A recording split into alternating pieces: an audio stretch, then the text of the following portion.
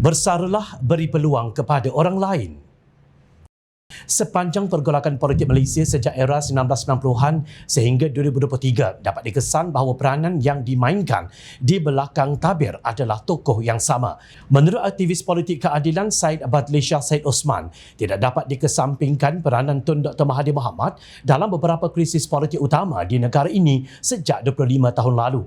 Katanya pada usia emas Tun M, gugatan beliau telah menyebabkan kejatuhan pentadbiran Perdana Menteri Tun Abdullah Ahmad Badawi pada tahun 2006 dan Perdana Menteri Datuk Seri Najib Razak pada tahun 2018 dan terbaru cuba menggunakan pengaruhnya untuk mencabar pentadbiran Perdana Menteri Datuk Seri Anwar Ibrahim. Kekacauan politik untuk tempoh 10 hingga 20 tahun ini datang daripada orang yang sama. Saya berkali-kali sebut sudah-sudahlah, sampai satu masa perlu berehat, bersara wajib, beri peluang kepada orang lain. Kalau ada campur tangan orang macam ini menyebabkan kekacauan terus berlaku. Bila Datuk Seri Anwar Ibrahim telah stabil hari ini, ada pula langkah Dubai, langkah London, langkah Seremban. Macam-macam langkah, pusing balik perancangannya orang yang sama. Katanya dalam satu kenyataan mengenai keputusan Presiden UMNO Datuk Seri Dr. Ahmad Zahid Hamidi bersama Pakatan Harapan PH membentuk kerajaan perpaduan dan kini cuba diputarbalikkan oleh pembangkang untuk bersama mereka melakukan tebuk atap pula.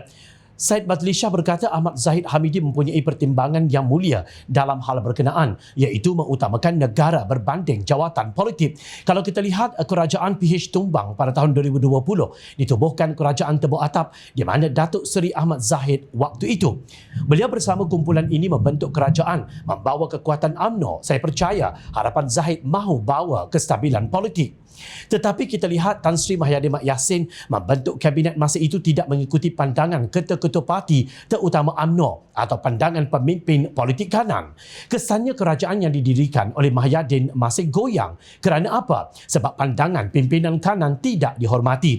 Akhirnya negara jadi kacau bilau, politik tidak stabil, terpaksa diundurkan Mahyadin, naik pula Datuk Seri Ismail Sabri Yaakob. Akhirnya terpaksa dibubarkan terus dan diadakan pilihan raya umum ke-15. Ujarnya seperti dipetik suara keadilan. Selepas pilihan raya, Zahid memilih untuk bersama kestabilan. Faktanya, beliau pernah duduk bersama dengan Mahyadin dan bekerjasama dengan Tan Sri Abdul Hadi Awang melalui Muafakat Nasional. Namun Zahid menilai pentingnya kestabilan. Kali ini beliau memilih untuk bersama Datuk Seri Anwar Ibrahim. Menyifatkan Zahid mempunyai nasib hampir sama dengan Anwar, di mana Zahid tidak tunduk ketika Tun Dr. Mahathir mahu UMNO dibubarkan pada tahun 2018 dan kemudian beliau dikenakan pendakwaan terpilih 87 pertuduhan penyelewengan. Syed Badli berkata, gabungan dua mangsa penindasan itulah kini yang berjaya membentuk sebuah kerajaan yang stabil. Selama 471 hari PMX memerintah, kita langsung tidak dengar soal kestabilan politik. Yang ada hari ini blogger pro pembangkang yang mengatakan kerajaan hendak tumbang. Hakikatnya 19 parti bergabung dan kita stabil. Kerajaan boleh fokus dalam memulihkan ekonomi negara dan membantu rakyat, katanya lagi. Justru Tun Dr. Mahathir sewajarnya berhenti menggunakan kenyataan berbau resis dan memusuhi sesiapa sahaja yang menjadi Perdana Menteri kerana ia boleh mengganggu gugat keharmonian di negara kita. Kekacauan yang dibuat memberi impak negatif terhadap Malaysia pada mata negara luar untuk melabur di negara ini.